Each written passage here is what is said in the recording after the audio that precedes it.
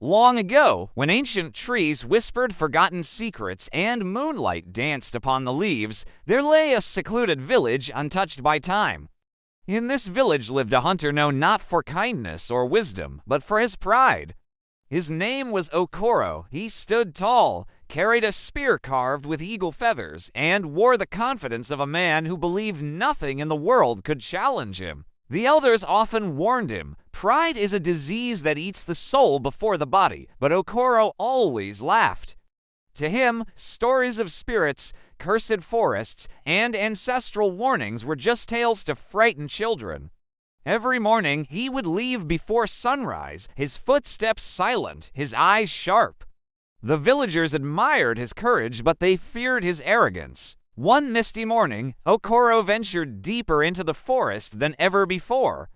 The air was still no rustling leaves, no chirping birds, only the soft crunch of dry grass beneath his feet.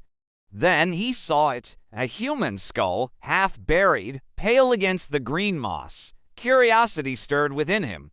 With a smirk, he tapped it with his spear and said aloud, "What brought you here, old skull?" To his terror, the skull spoke. A faint, cold whisper drifted through the air. "Talking brought me here." Okoro stumbled back, his blood freezing.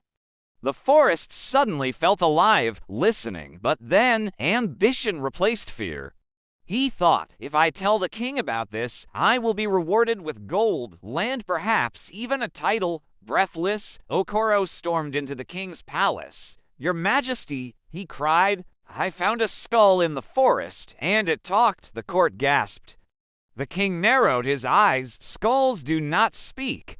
If you lie, you will lose your head instead." Okoro lifted his chin proudly. "I do not lie, Majesty." "Come, and I will show you." Though skeptical, the king sent to royal guards an elder priest and his advisor to witness the truth. They traveled at dawn. The forest greeted them with that same eerie silence.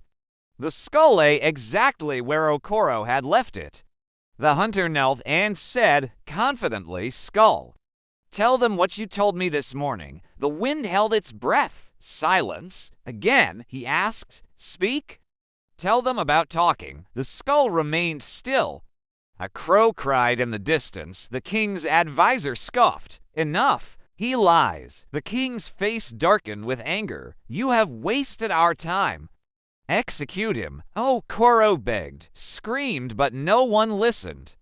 Beneath the ancient trees, the guards raised their swords, and the hunter fell.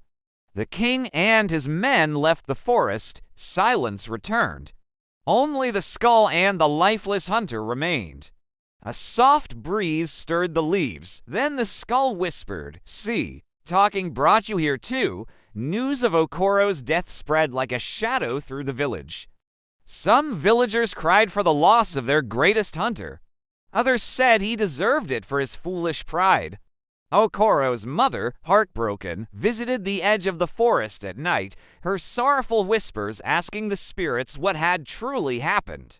The wise elder, Amari, gathered the people. "The forest has spoken," he declared, his voice heavy. "Words are powerful. Loose tongues bring death." He then told an ancient prophecy about talking skulls' signs of unrested spirits whose truths were silenced in life. Soon, a new fear took hold. Children began hearing soft whispers near the forest edge. Hunters refused to enter the woods. Offerings were left at the village shrine to calm the spirits. Among the fearful villagers was a young girl named Adaze. She was curious, brave, and had a calm spirit that set her apart. She asked her grandmother about the skull. Her grandmother sighed and said, "Some spirits were once humans who died misunderstood. They do not hunger for blood, they hunger for truth." Against all warnings, Adaze decided to enter the forest. She brought offerings: cool water in a clay pot, cola nuts, and palm oil. She found the skull and sat before it. "I do not come with pride," she whispered. "I come with respect." The skull spoke again, its voice softer this time. "Not all who speak are fools, but many who speak do not listen." The skull then revealed its true story. He was once a man named Dutch, a storyteller. He had warned a greedy chief about a war that would destroy their people. But the chief accused him of spreading fear and had him executed in the very same way Okoro was. His last words were, "Talking brought me here. The lesson of the skull was clear.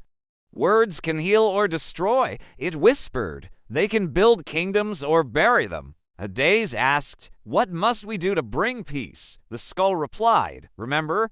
Speak truth, but speak with wisdom." Adaze returned home with this message. The village, finally understanding, carved a wooden mask to honor both Uch and Okoro to victims of words spoken without wisdom. From that day on, children were taught the weight of words. Hunters learned to lower their voices in the forest. The talking skull was never seen again. But on quiet nights, when the moon is pale and the forest still, some say you can still hear it whisper, "Talking brought me here."